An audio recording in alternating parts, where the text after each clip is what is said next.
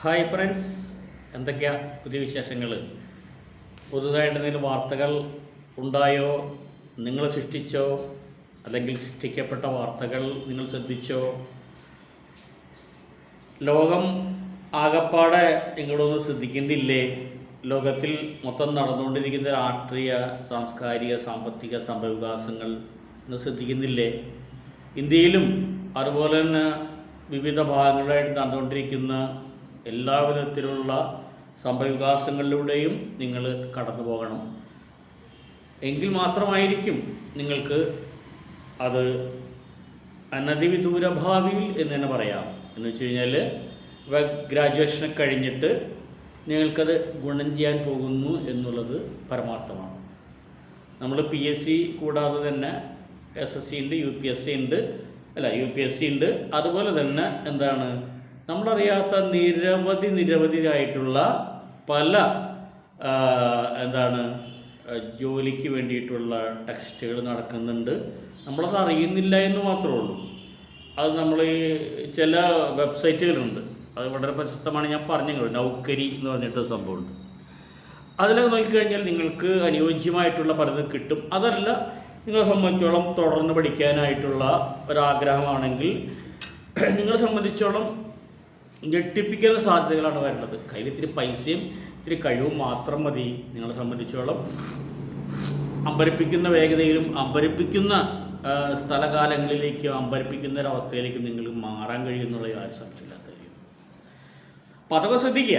വെറുതെ ഒരു പഠിക്കുക എന്നുള്ളത് മാത്രമായിട്ട് ഒതുങ്ങി നിന്ന് കഴിഞ്ഞാൽ നമ്മൾ ഒരു ചെറിയ വിധത്തിൽ ഒതുങ്ങിപ്പോകും. അത് പാടില്ല. അപ്പോൾ കഴിഞ്ഞ ക്ലാസ്സിൽ നമ്മൾ എടുത്തുകൊണ്ടിരുന്നത് മുഴുവനും എന്താണെന്ന് വെച്ച് കഴിഞ്ഞാൽ ഗ്രൂപ്പ് ഡിസ്കഷനെ കുറിച്ചിട്ടും അതിൻ്റെ അനുബന്ധങ്ങളായ കാര്യങ്ങളെ കുറിച്ചിട്ടാണ് നമ്മൾ കഴിഞ്ഞ ക്ലാസ്സിൽ ഡിസ്കസ് ചെയ്തുകൊണ്ടിരുന്നത്. അതിൻ്റെ ചില ടിപ്സുകൾ നമ്മൾ പറഞ്ഞു. പിന്നെ എങ്ങനെയാണ് how to effectively participate in a group discussion എന്നതിൻ്റെ ഒന്നാമത്തെ കാര്യം ആദ്യമായിട്ട് നമ്മൾ പറയുകയുണ്ടായി. അപ്പോൾ അതിലാദ്യം തന്നെ എന്താണ് first thing that the panel should notice you എന്ന് പറയുകയുണ്ടായി. പാനൽ ആരാണോ നിങ്ങൾ ഒബ്സർവ് ചെയ്യുന്നത്, ആരാണോ നിങ്ങൾക്ക് നിരീക്ഷണ പരീക്ഷകളിൽ വിധേയമാക്കുന്നത്, ദേ ഷുഡ് ഒബ്സർവ് യു. അത് ആരും സംശയമില്ലാത്ത കാര്യമാണ്. അപ്പോൾ ആ നിലയ്ക്ക് നമ്മൾ എന്ത് ചെയ്യണം? ആ നിലയ്ക്ക് നമ്മൾ അവരെ തൃപ്തിപ്പെടുത്തുന്ന പെർഫോമൻസാണ് കാഴ്ചവെക്കേണ്ടത് എന്നുള്ളതാണ് നമ്മൾ കഴിഞ്ഞ ക്ലാസ്സിൽ പറഞ്ഞു വെച്ചത്. അപ്പോൾ കുറേ കാര്യങ്ങൾ അതുമായിട്ട് ബന്ധപ്പെട്ട് പറയുകയുണ്ടായി. അതിൽ തന്നെ രണ്ടാമത്തെ കാര്യം എന്താണ്? നമ്മളെ സംബന്ധിച്ചോളം essential thing is that your contribution to the group should be meaningful. എന്നുവെച്ചാൽ contribution to the group should be meaningful എന്നുവെച്ചാൽ അർത്ഥവത്തായിട്ടുള്ള സംഭാവനകൾ നിങ്ങൾക്ക് ആ ഗ്രൂപ്പിലേക്ക് നൽകാനായിട്ട് കഴിയണം. നിങ്ങൾ വളരെ ഉച്ചയോടെ സംസാരിച്ചുകൊണ്ടോ അല്ലെങ്കിൽ ഇടയ്ക്കിടയ്ക്ക് കയറി അത് ഇൻട്രപ്ഷൻ സൃഷ്ടിച്ചുകൊണ്ടോ നിങ്ങളുടെ സാന്നിധ്യം വെറുമൊരു കിലുങ്ങുന്ന തകരപ്പാട്ടയായിട്ട് മാറ്റുക എന്നുള്ളതിനേക്കാളേറെ നിങ്ങൾ പറയുന്ന ഓരോ കാര്യത്തിനും അതിൻ്റേതായിട്ടുള്ള അർത്ഥവും അർത്ഥവ്യാപ്തിയും അതേമാതിരി ആ ഗ്രൂപ്പ് ഡിസ്കഷന് അനുയോജ്യമായ it should be appropriate to the group discussion. മനസ്സിലായില്ലേ? You should be noticed by others. അതേസമയം you don't rush to participate in the thing. ഒരിക്കലും ഇടിച്ചു കയറി നിങ്ങളത് പറയരുത്. First of all you think, then you tell what you want to say. അപ്പോൾ അതിലൊക്കെ തന്നെ വേറൊരു കാര്യം നിങ്ങൾ ശ്രദ്ധിക്കേണ്ടത് എന്താണെന്ന് വെച്ച് കഴിഞ്ഞാൽ നമ്മുടെ മോഡുലേഷൻ, ശബ്ദത്തിൻ്റെ ഒരു മോഡുലേഷൻ ഉണ്ട്. ആ മോഡുലേഷൻ നമ്മൾ വളരെ ശ്രദ്ധിക്കണം. എന്ന് വെച്ച് കഴിഞ്ഞാൽ കീഴ്സ്ഥായിലും അതുമാതിരി തന്നെ ഒരു മധ്യ അവസ്ഥയിലും അതല്ല ഉയർന്ന സ്ഥായിയിലും നിങ്ങൾക്ക് പറയാനായിട്ട് കഴിവ് നിൽക്കുന്നുണ്ടായിരിക്കണം. അതിൽ ചില എന്താണെന്ന് വെച്ച് കഴിഞ്ഞാൽ വെറും ഒരു യാതൊരു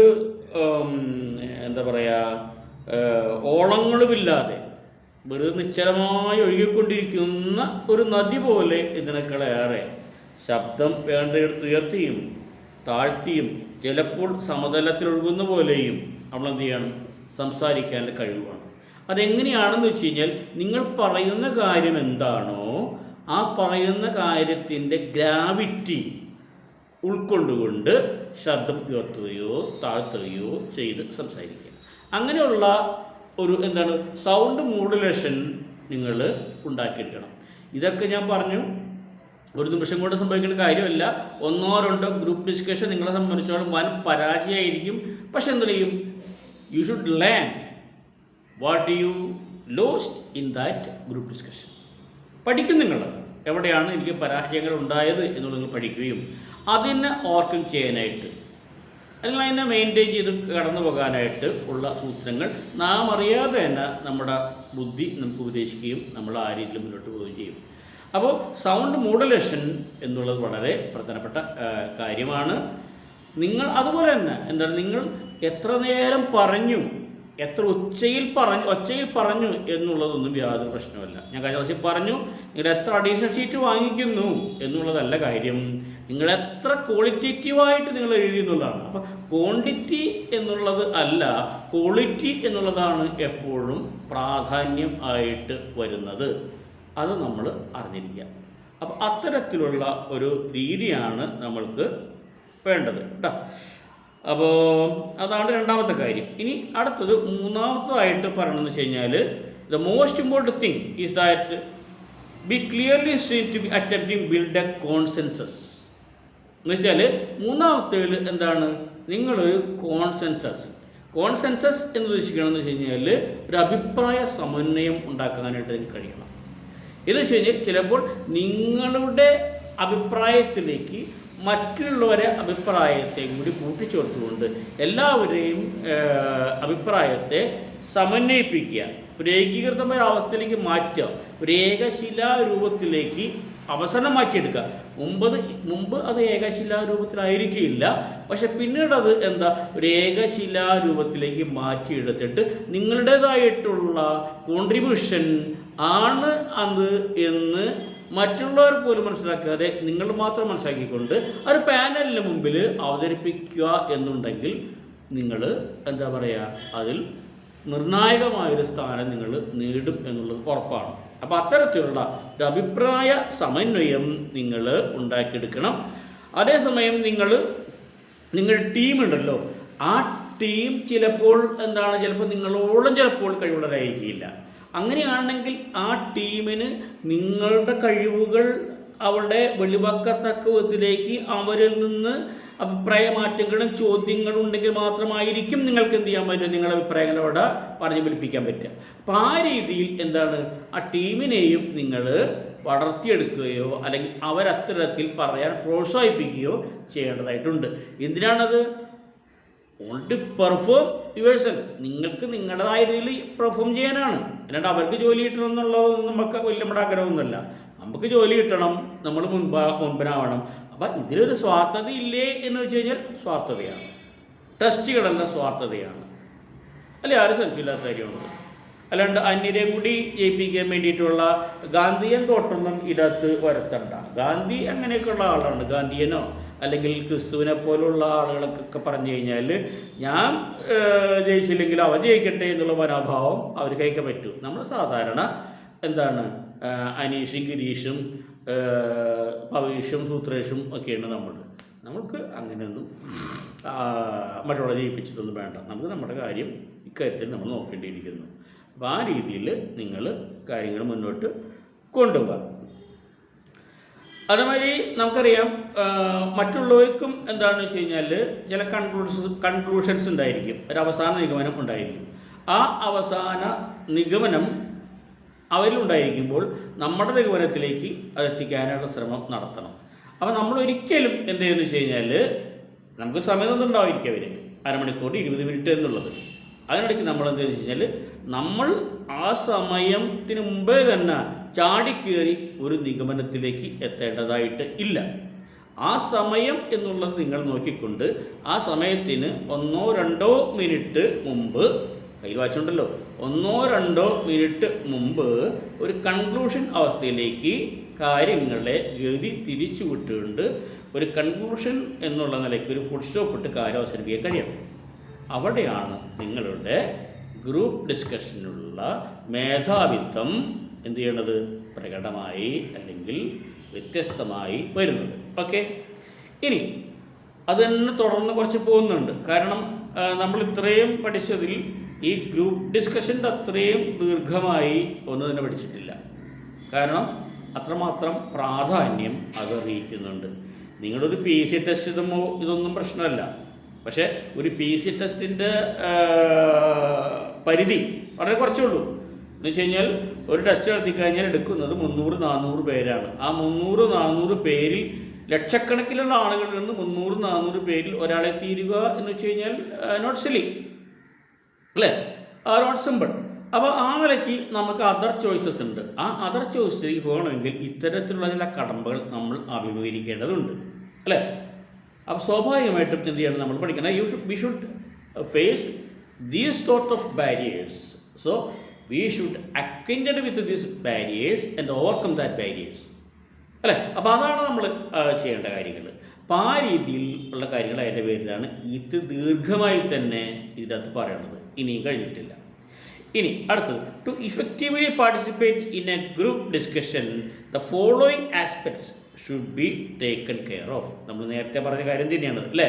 how to effectively participate in a group discussion എന്ന് പറഞ്ഞുകൊണ്ട് അതിന് 3 പോയിന്റ് നമ്മൾ പറയുകയും വീണ്ടും അതെന്താണ്, the following aspects should be taken care of എന്ന് വെച്ചാൽ ബാക്കിയുള്ള ഈ കാര്യങ്ങൾ കൂടി നിങ്ങൾ ശ്രദ്ധിക്കണം എന്നാണ് പറയുന്നത്. First one is B yourself.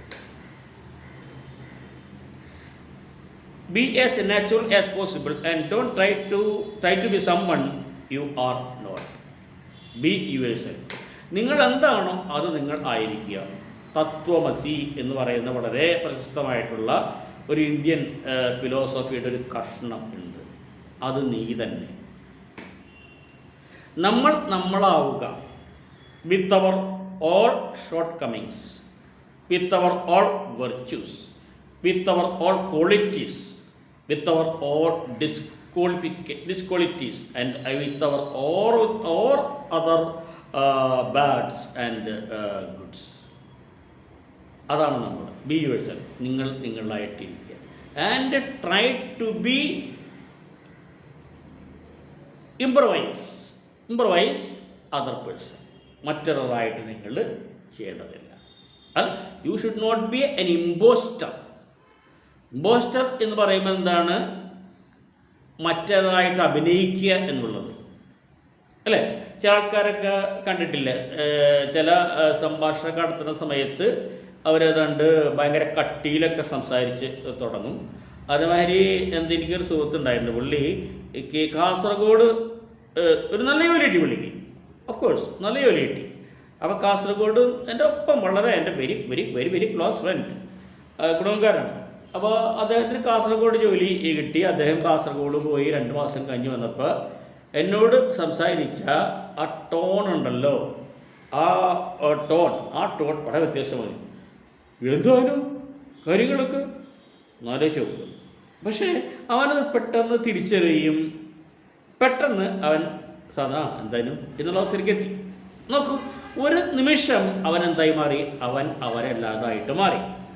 ഇപ്പോൾ മറ്റൊരു കാര്യം ശ്രദ്ധിച്ചിട്ടുണ്ടോ നിങ്ങൾ എന്താണ് മറ്റേ വലിയ സ്ഥാപനങ്ങളിലൊക്കെ, പ്രത്യേകിച്ച് വലിയ സ്ഥാപനങ്ങളിലൊക്കെ ഈ എന്താ പറയുക, ഈ കൊച്ചിൻ യൂണിവേഴ്സിറ്റി അല്ലെങ്കിൽ MBBS പഠിക്കുന്ന കുട്ടികൾ അവരൊക്കെ തന്നെ ഉപയോഗിക്കുന്ന മലയാള ഭാഷ നമ്മുടെ ഭാഷയിൽ നിന്നും വ്യത്യസ്തമായിട്ട് അല്പം കൂടി സംസ്കാരമുള്ള രീതിയിൽ സംസാരിക്കുന്നത് ഞങ്ങളാണ് എന്ന് വരത്തക്ക രീതിയിൽ എന്താണ് സ്വര വ്യതിയാനങ്ങളും അമാതിരി ഭാഷാപരമായിട്ടുള്ള ചില അരികുകൾ അരിഞ്ഞുകൊണ്ടും അരികുകൾ കൂട്ടിക്കൊണ്ടും ഉള്ള കാര്യങ്ങളാണ് പറഞ്ഞുകൊണ്ടിരിക്കുന്നത്. അപ്പോൾ ഒരിക്കൽ ഇതുമാതിരി തന്നെ എന്താണ് ഞാൻ എൻ്റെ ഓഫീസിലിരിക്കുന്ന സമയത്ത് ഇതുമാതിരി തന്നെ ഒരു അടിപൊളി ഡ്രസ്സൊക്കെ ഇട്ട ഒരു സുന്ദരിയായ ഒരു പെൺകുട്ടി എൻ്റെ അടുത്ത് വന്നു. അങ്ങനെ ഞാൻ പേര് ചോദിച്ചു. പേര് റസ്മി രാജേന്ദ്രൻ എന്ന് പറഞ്ഞു. ഞാൻ വിചാരിച്ച തമിഴ്നാട്ടിലായിരിക്കും അത്. അപ്പോൾ തമിഴ്നാട്ടിൽ നിന്ന് ഇപ്പോൾ വന്നപ്പോൾ സ്വാഭാവികമായിട്ടും അവരെ സംബന്ധിച്ചോളം നമ്മുടെ മാതിരി ഈ രാ ഒക്കെ പറയാൻ വലിയ ബുദ്ധിമുട്ടാണ്. നാരായണ എന്ന് പറഞ്ഞാൽ അവർ നാരായണ എന്നൊക്കെ അവർ പറയാൻ പറ്റുള്ളൂ. കാരണം വെച്ചാൽ രാ അവർക്ക് വഴങ്ങില്ല അല്ലേ. ചില സിനിമ പാട്ടുകൾ ഇപ്പം നമ്മുടെ SPB ഒക്കെ കൃത്യം മലയാളം പറയും അല്ലേ. ശ്രേയ ഘോഷാൽ കണ്ടില്ലേ, ബംഗാളിയാണെങ്കിൽ ശരി എന്ത് മനോഹരമായിട്ടുള്ള രീതിയിൽ മലയാളം അവർ സംസാരിക്കുന്നു. രായും ഴായും ളായും ഘ്രായും ഗ്രീയും എന്ന് വേണ്ട എല്ലാവർക്കും വഴങ്ങും അല്ലേ. അപ്പോൾ ഈ പെൺകുട്ടി വന്നിട്ട് റസ്മി രാജേന്ദ്രൻ എന്ന് പറഞ്ഞു. അപ്പോൾ ഞാനപ്പോൾ ഓക്കെ, നമുക്കറിയില്ല, she may be from Tamil Nadu or other Indian States. അപ്പോൾ സ്വാഭാവികമായിട്ട് ഇറ്റ്സ് നാച്ചുറൽ എന്നുള്ളതൊക്കെ ഞാൻ ചിന്തിച്ചു. എന്നിട്ട് പറഞ്ഞ് ഇവിടെ തന്നെയാണ് വീട്, അതെ തമിഴ്നാട്ടിലാണ്. അല്ല ഞാൻ അപ്പോൾ പറഞ്ഞു എന്ന് വെച്ച് കഴിഞ്ഞാൽ എന്താണ് പക്ലായിയാണെന്ന് പറഞ്ഞു. അപ്പോൾ ഈ രശ്മി രാജേന്ദ്രൻ എന്ന് പറഞ്ഞപ്പോൾ അല്ല രശ്മി രാജേന്ദ്രൻ നോക്കൂ, എന്തിനാണ് നിങ്ങൾ മറ്റൊരാളായിട്ട് മാറുന്നത് അല്ലേ. ഇപ്പോൾ സിനിമയിലൊക്കെ തന്നെ സിനിമാ നടിമാർ സംസാരിക്കുമ്പോഴൊക്കെ തന്നെ എന്താണ്, ഇല്ലല്ലോ ഞാനത് കണ്ടില്ലല്ലോ എന്നൊക്കെ രീതിയിൽ, ഇല്ല ഞാനത് കണ്ടില്ല എന്ന് പറഞ്ഞാൽ കണ്ടില്ല, ഞാൻ പോയില്ല എന്നുള്ളത് പോയില്ല അല്ല എന്നുള്ളത് നമ്മൾ പോയില്ല എന്ന് പറയുമ്പോൾ അവർ പോയില്ല. എന്തൊക്കെയോ ഒരു വിവരം എന്ന് വെച്ചാൽ വ്യത്യസ്തനാവാൻ നമ്മളിൽ നിന്ന് വ്യത്യസ്തമായി സംസാരിക്കുന്നു എന്നുള്ളതാണ്. പക്ഷേ വിവേകാനന്ദൻ്റെ ഒരു ഇതുണ്ട്, നമ്മൾ പരിഷ്കൃതമുള്ള ഭാഷ സംസാരിക്കുന്നു എന്നതുകൊണ്ട് നമ്മൾ പരിഷ്കൃതമായ ഒരു മനസ്സുണ്ട് എന്ന് തെറ്റിയിരിക്കേണ്ടതില്ല. എന്നാൽ ഇത് പരിഷ്കൃതമായ ഭാഷയല്ല. ഭാഷയെ അവരെന്ത് ചെയ്യാണ്, ശരിക്കും പറഞ്ഞാൽ ബലാത്കാരം ചെയ്യുകയാണ്. അപ്പോൾ എൻ്റെ പ്രിയപ്പെട്ട കുട്ടികളെ, അത്തരത്തിലുള്ള വ്യത്യസ്തങ്ങളായ ഭാഷാ ശൈലിയിലൂടെ നിങ്ങൾ വ്യത്യസ്തനാവാനായിട്ടുള്ള ശ്രമം നടത്തേണ്ട. എന്താണ്, നിങ്ങളെന്താണോ what you are you will be like that. നിങ്ങളെന്താണോ നിങ്ങൾ അത് തന്നെ ആയിരിക്കുക. അതാണ് ബി യുവർ സെൽഫ് എന്ന് പറയുന്നത് അല്ലേ. ബി യുവർ സെൽഫ്, അതാണ് ഒന്നാമതായിട്ട് പറയുന്നത്. അപ്പോൾ അതിൻ്റെ അർത്ഥം എന്താണ്, ആസ് നാച്ചുറൽ ആസ് പോസിബിൾ, ആവുന്നത്ര നിങ്ങളെന്താവുക, നാച്ചുറലായ രീതിയിൽ പെരുമാറുക. And not try to be someone, മറ്റൊരാളായിട്ട് മാറാതിരിക്കുക. അപ്പം അനുകുമാർ എന്ന് പറയുന്ന വ്യക്തി ആരാണോ, അനുകുമാറായിട്ട് തന്നെ നിൽക്കുക അല്ലേ. പണ്ട് ചെറിയ ക്ലാസ്സിലും പഠിച്ചിട്ടുണ്ട്, എന്താണ്, കല്യാണിക്കുട്ടി ബ്ലൗസ് എടുത്താലും, കല്യാണിക്കുട്ടി സാരി എടുത്താലും, കല്യാണിക്കുട്ടി പാൻറ് എടുത്താലും കല്യാണിക്കുട്ടി തന്നെ, അതിൽ ആരും സംശയവും ഇല്ല. അപ്പോൾ തെക്കേ വീട്ടിൽ നിന്ന് കഴിഞ്ഞ ദിവസം എന്താണ്, കൊച്ചിൻ യൂണിവേഴ്സിറ്റിയിൽ എഞ്ചിനീയറിംഗ് പോയ കുട്ടി പിറ്റേ ദിവസം വന്നിട്ട് ഇങ്ങനെ സംസാരിക്കുമ്പോൾ അപ്പോഴും പറയും, എന്താണ്, ഇത് നമ്മുടെ ഗോപാലകൃഷ്ണൻ്റെ ഇളയ മോള് രശ്മി തന്നെയല്ലേ എന്ന് അവർ ചോദിക്കുകയും അത് ഉറപ്പിക്കുകയും ചെയ്യും. പിന്നെ എന്താണ് അവരുടെ ഭാഷയ്ക്ക് ഒരു മാറ്റം എന്ന് ചോദിച്ച് അവരെന്ത് ചെയ്യും, അവർ പരീക്ഷിക്കുകയോ അല്ലെങ്കിൽ ചില ആൾ എന്ത് ചെയ്യും, ആരാധിക്കാൻ തുടങ്ങുകയും ചെയ്യും. എന്നിട്ട് എന്ത് ചെയ്യും, അവരത് പറഞ്ഞു കൊടുക്കുകയും ചെയ്യും. നമുക്കത് വേണ്ട എന്നാണ് എൻ്റെ അഭിപ്രായം.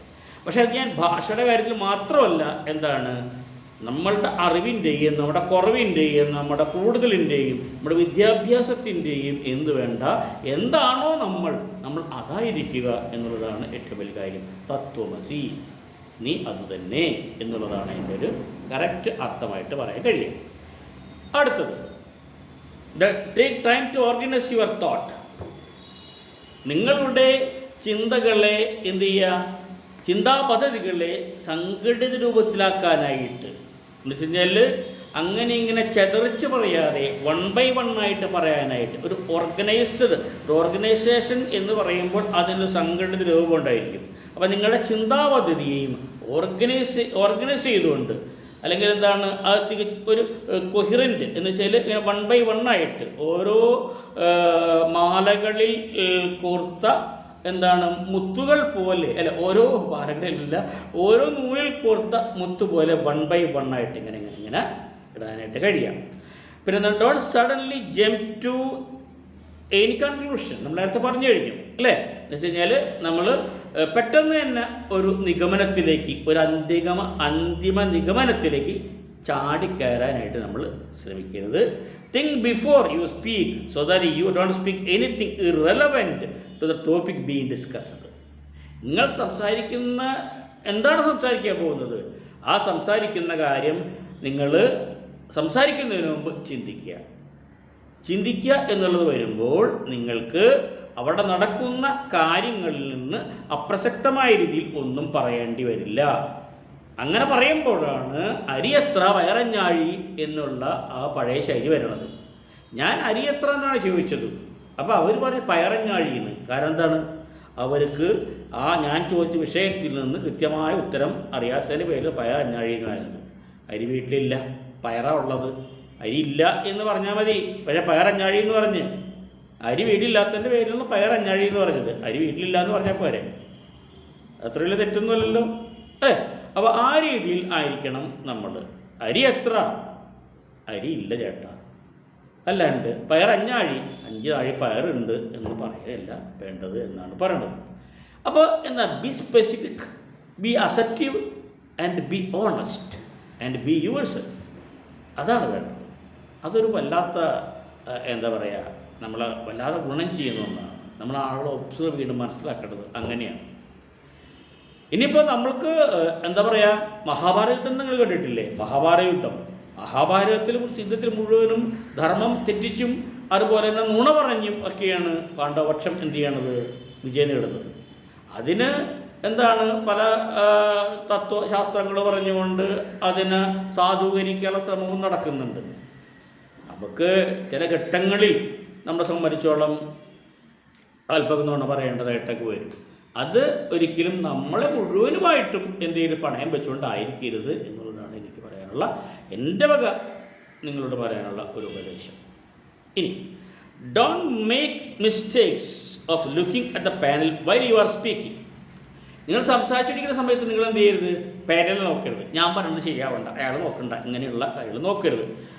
പിന്നെന്താണ്? Always look at your group members while you are speaking. നിങ്ങളെന്താ വേണ്ടത് എന്ന് വെച്ച് കഴിഞ്ഞാൽ, ഒരു ഷൂട്ട് നടക്കുമ്പോൾ, സിനിമ ഷൂട്ട് നടക്കുമ്പോൾ ഒരാളും എന്ത് ചെയ്യാറില്ല? ക്യാമറയിലേക്ക് നോക്കാറില്ലല്ലോ. ക്യാമറ അവിടെ ഉണ്ട് എന്നുള്ള നിലയ്ക്കോ, അല്ലെങ്കിൽ ആ ക്യാമറയ്ക്ക് പിന്നിലായിട്ട് ഒരു 10-20 ആളുണ്ട് എന്നുള്ള നിലയ്ക്കോ ഇവിടെ ആക്ടേഴ്സ് പെരുമാറാറില്ല. ചിലപ്പോൾ ആക്ടർ ആയിട്ട് ഞാൻ മാത്രമേ ഉണ്ടാവുള്ളൂ, അല്ലെങ്കിൽ ഒരു ആക്ട്രസ് കൂടെ ഉണ്ടാവാം, ചിലപ്പോൾ ഞങ്ങൾ 2 പേരുണ്ടാവുള്ളൂ. പക്ഷെ അത് ഒബ്സർവ് ചെയ്യാനും പിടിക്കാനും എന്തുണ്ട്? ക്യാമറയുണ്ട്. അപ്പോൾ ഇടയ്ക്കിടയ്ക്ക് ഞാൻ ക്യാമറയിലേക്ക് നോക്കി എങ്ങനെ ഉണ്ടാവും? അത് പാടില്ല. ഞാനെന്ന് വെച്ച് കഴിഞ്ഞാൽ ഞാൻ അഭിനയത്തിലേക്ക് കൊടുക്കുക എന്ന് പറയുമ്പോൾ എന്താണ്, നിങ്ങൾ സംസാരിക്കുന്നതിനിടയ്ക്ക് പാനലിനെ നോക്കിയിട്ട് എന്താണ്, അവിടെ എന്നെ ശ്രദ്ധിക്കുന്നുണ്ടോ, എനിക്ക് മണ്ടത്തരങ്ങൾ പറ്റുന്നതായിട്ടാണോ അയാളെ മനസ്സിലാക്കുന്നത് എന്നുള്ളത് ഒന്നും നിങ്ങൾ ശ്രദ്ധിക്കേണ്ടതില്ല. You do what you want to do and you speak what you want to speak. അല്ലേ? നിങ്ങൾ എന്താണോ പറയാതിരിക്കുന്നത് പറയുക, നിങ്ങൾ എന്താണോ ചെയ്യാനായിരിക്കുന്നത് പറയുക. എന്ത് ചെയ്യരുത്? മറ്റുള്ളവരെ നിങ്ങൾ ശ്രദ്ധിക്കേണ്ടതായിട്ട് ഇല്ല. അപ്പം അത് ഒരു പ്രധാനപ്പെട്ട പോയിൻ്റായിട്ട് നമ്മൾ എടുത്തിരിക്കണം. പിന്നെന്താണ്? Try to find clarification if you have any doubts regarding the subjects before the discussion commences. ഇനി ഗ്രൂപ്പ് ഡിസ്കഷൻ തുടങ്ങുന്നതിന് മുമ്പ് നിങ്ങൾക്ക് എന്തെങ്കിലും സംശയങ്ങൾ ഉണ്ടെങ്കിൽ അതൊന്ന് ക്ലാരിഫൈ ചെയ്യാനായിട്ട് അത് വേണമെങ്കിൽ നിങ്ങൾക്ക് എന്ത് ചെയ്യാം? പാനലിസ്റ്റിനോട് ചോദിക്കാം. എന്ന് വെച്ച് കഴിഞ്ഞാൽ ആ വിഷയം പെട്ടെന്ന് നിങ്ങളെ സംബന്ധിച്ചോളം അതിൻ്റെ അന്തരാർത്ഥങ്ങളിലേക്കോ, ഒരു വിഷയത്തിന് ചിലപ്പോൾ അതിൻ്റെ ബാഹ്യവും ആന്തരികവുമായിട്ടുള്ള അർത്ഥങ്ങളുണ്ടായിരിക്കും. അപ്പോൾ ബാഹ്യമായ അർത്ഥങ്ങളിൽ ഊന്നിക്കൊണ്ടാണോ ആന്തരികമായ അർത്ഥങ്ങളിൽ ഊന്നിക്കൊണ്ടാണോ സംസാരിക്കേണ്ടത് എന്നുള്ള ഒരു പ്രശ്നം നിങ്ങൾക്ക് പറയും. ഇപ്പോൾ ദേശീയത എന്നുള്ള നാഷണാലിറ്റി എന്ന് പറയുന്ന പ്രശ്നം വരുമ്പോൾ നിങ്ങളെ സംബന്ധിച്ചോളം അത് ഇന്ത്യൻ നാഷണാലിറ്റിയെ ബന്ധപ്പെടുത്തിയാണോ അതോ കേവലമായ ദേശീയതയെക്കുറിച്ചാണോ പറയേണ്ടത് എന്നുള്ളത് അവരോട് ചോദിക്കാം. നാഷണാലിറ്റി എന്ന് പറയുമ്പോൾ ഇന്ത്യൻ നാഷണാലിറ്റിയാണോ അതോ കേവലമായിട്ടുള്ള ദേശീയത എന്ന് പറയുന്ന സങ്കല്പത്തിൽ ഊന്നിക്കൊണ്ടാണോ ഇന്ത്യൻ ദേശീയത എന്ന സങ്കല്പത്തിൽ ഊന്നിക്കൊണ്ടാണോ ഞാൻ സംസാരിക്കേണ്ടത് എന്നുള്ള ക്ലാരിഫിക്കേഷൻ നിങ്ങൾക്ക് എന്ത് ചെയ്യാം? പാനലിസ്റ്റുകളോട് നടത്താം. അത് നിങ്ങളുടെ ആ ഒരു സൂക്ഷ്മബുദ്ധിയെ അത് അവിടെ ഒളിവാക്കുകയാണ്. അല്ലാതെ നാഷണാലിറ്റി എന്ന് പറയുമ്പോൾ എന്തും വെച്ച് തുടങ്ങാനായിട്ട് നമുക്ക് പറ്റില്ല. കാരണം 2 ചോയ്സ് അവിടെ വരികയാണേ. അപ്പോൾ അവർ പറയും ഞങ്ങൾ ഉദ്ദേശിച്ച we mean Indian nationality. No, അതല്ല. ഞങ്ങൾ നാഷണാലിറ്റി എന്ന് പറയുന്നത് കേവല നാഷണാലിറ്റിയാണ് ഞങ്ങൾ ഉദ്ദേശിച്ചത് എന്ന് പറഞ്ഞാൽ ആ നിലയ്ക്ക് നോക്കാം. അപ്പോൾ നമുക്ക് ഇന്ത്യയെ മാത്രമല്ല ലോകത്തിലെ പല നാഷണാലിറ്റിയെക്കുറിച്ച് സംസാരിക്കാൻ നമുക്ക് കഴിയും. മനസ്സിലായില്ലേ? അപ്പോൾ ആ രീതിയിൽ നിങ്ങൾക്ക് ക്ലാരിഫിക്കേഷൻ നടത്താനായിട്ട് നിങ്ങൾക്ക് കഴിയണം. പിന്നെ യൂസ് അപ്രോപ്രിയേറ്റ് ബോഡി ലാംഗ്വേജ്. നമ്മൾ പലവട്ടം പറഞ്ഞ കാര്യമാണ്. തികച്ചും അനുയോജ്യമായ രീതിയിലുള്ള ബോഡി ലാംഗ്വേജാണ് നിങ്ങൾ ഉപയോഗിക്കേണ്ടത്. അത് ഇപ്പോൾ ഞാനിപ്പോൾ ഇടയ്ക്കിടയ്ക്ക് ഇങ്ങനെ മുടിയൊക്കെ കാണിക്കുന്നുണ്ട്. അത് നിങ്ങൾ എൻ്റെ ഒരു വൃത്തിയായിട്ട സ്വഭാവമാണ്. ചെറിയ കാലത്തൊക്കെ എൻ്റെ മുടി ഭയങ്കര വലിയ നീണ്ട മുടിയായിരുന്നു. അപ്പോഴത്തെ പരിപാടിയായിരുന്നു ഈ പരിപാടി. അപ്പോൾ എന്നെ അന്ന് ചെറിയ ക്ലാസ്സിലൊക്കെ ഞാൻ മറ്റേ ഫ്രാൻസിസ് കോളേജ് ക്ലാസ്സിൻ്റെ സമയത്ത് ജോലി കിട്ടുന്ന മുമ്പേ എൻ്റെ സ്ഥിരം പരിപാടിയാണ്. അന്ന് മുടിയൊക്കെ കുറച്ച് നീട്ടുമല്ല, ഈ പിത്തലമുടി മാതിരിയാണ്. ഇപ്പം അന്ന് ഈ പറഞ്ഞ കാര്യം എൻ്റെ കോലമുടിയാണ്. അപ്പോൾ എന്ന് വെച്ചിട്ടുണ്ടെങ്കിൽ എപ്പോഴും മൂക്കുത്തേക്ക് ഇങ്ങനെ വീഴും. അപ്പോൾ ഞാൻ ഇങ്ങനെ ഒരു കാണിക്കലേക്ക് ഉണ്ടായിരുന്നു. ഇതിപ്പോൾ മുടിയേതായപ്പോൾ ആ പരിപാടി നിന്ന്. അപ്പോൾ അതങ്ങനെയൊക്കെയുള്ള ചില ശീലങ്ങൾ നമുക്കുണ്ടായിരിക്കും. അപ്പോൾ അത്തരത്തിലുള്ള എന്താ പറയുക, മറ്റുള്ളവർക്ക് ഇറിറ്റേഷൻ ഉണ്ടാക്കുന്ന രീതിയിലുള്ള ബോഡി ലാംഗ്വേജ് ഒന്നും നിങ്ങൾ കാണിക്കാതിരിക്കുക. കഴിഞ്ഞ ദിവസം ഞാനത് പറയുമ്പോൾ വിചാരിച്ചു നിങ്ങൾക്കൊന്ന് തുമ്മാൻ തോന്നി, നിങ്ങൾ ചുമക്കാൻ തോന്നി, അത് ചെയ്യണം കേട്ടോ. അപ്പോൾ എന്താ വേണ്ടത്? Excuse me sir, excuse me, sorry എന്ന് പറഞ്ഞിട്ടുണ്ടെങ്കിൽ ചെയ്യാം. എക്സ്ക്യൂസ് മീ സാർ, സോറി കേട്ടോ, യെസ് ഓക്കെ, അത് ചെയ്യാം. അല്ലാതെ തുമ്മാൻ പൊട്ടിക്കഴിഞ്ഞാൽ തുമ്മാതെയും ചുമയ്ക്കാൻ പൊട്ടിക്കഴിഞ്ഞാൽ ചുമയ്ക്കാതിരിക്കേണ്ട കാര്യം നിങ്ങൾക്ക് ഇല്ല. മനസ്സിലായില്ലേ? അപ്പോൾ ആ രീതിയിലുള്ള കാര്യം നിൽക്കണം. നമ്മൾ പറഞ്ഞു B assertive, speak yourself and let others speak as well. പറയേണ്ട കാര്യങ്ങൾ സുവ്യക്തമായിട്ട് പറയാൻ കഴിയുക. പിന്നെ നിങ്ങളോട് തന്നെ എന്ന പോലെ എന്താ പറയുക, speak yourself and let others speak as well. മറ്റുള്ളവരും സംസാരിക്കാനായിട്ട് അനുവദിക്കുക. Maintain objectivity and subjectivity. Subjectivity എന്ന് പറയുമ്പോൾ ആത്മനിഷ്ഠമായിട്ടും ഒബ്ജക്റ്റിവിറ്റി എന്ന് പറയുന്നത് വസ്തുനിഷ്ഠമായിട്ടും. വസ്തുനിഷ്ഠമായി സംസാരിക്കാൻ കഴിയുക, പരത്തി പറയാതെ കൃത്യമായി വസ്തുതയിൽ ഒതുങ്ങി നിന്ന് വസ്തുനിഷ്ഠമായിട്ട് സംസാരിക്കാനായിട്ട് കഴിയുക. Show your leadership skill, motivate other members of the team to speak. നിങ്ങളുടെ ലീഡർഷിപ്പ് സ്കില്ല്, നിങ്ങളുടെ ഒരു നേതാവാവുക എന്നുള്ള വൈദഗ്ധ്യം കാണിച്ചുകൊണ്ട് തന്നെ എന്ത് ചെയ്യുക, മറ്റുള്ള ആളുകളെ സംസാരിക്കാനായിട്ട് പ്രേരിപ്പിക്കുകയും അവരെ മോട്ടിവേറ്റ് ചെയ്യുകയും ചെയ്യുക. മനസ്സിലായില്ലേ? അപ്പോൾ കാരണം എന്ന് വെച്ചാൽ വേറെ നിങ്ങൾ മാത്രം സംസാരിക്കുകയാണെങ്കിൽ നിങ്ങളുടെ വാദഗതികൾക്ക് മൂർച്ച പറയും. ഞാൻ നേരത്തെ പറഞ്ഞു, അവരും കൂടി സംസാരിച്ചാൽ മാത്രമേ നിങ്ങളുടെ വാദഗതികൾക്ക് മൂർച്ച ഉണ്ടാവുകയുള്ളൂ. അപ്പോൾ ആ രീതിയിലുള്ള ഒരു സംസാര പദ്ധതിയാണ് നമ്മൾ ആവിഷ്കരിക്കേണ്ടത്. ഓക്കെ, നമ്മൾ ഇന്നത്തെ ക്ലാസ് അവസാനിപ്പിക്കുകയാണ്. ഇനിയും നമുക്ക് ഈ എന്താ പറയുക, നമ്മുടെ ഗ്രൂപ്പ് ഡിസ്കഷനെ കുറിച്ചിട്ട് ഇനിയും നമുക്ക് സംസാരിക്കാനുണ്ട്. അടുത്ത വ്യാഴാഴ്ച നമുക്ക് കാണാം. Okay, thank you, good bye.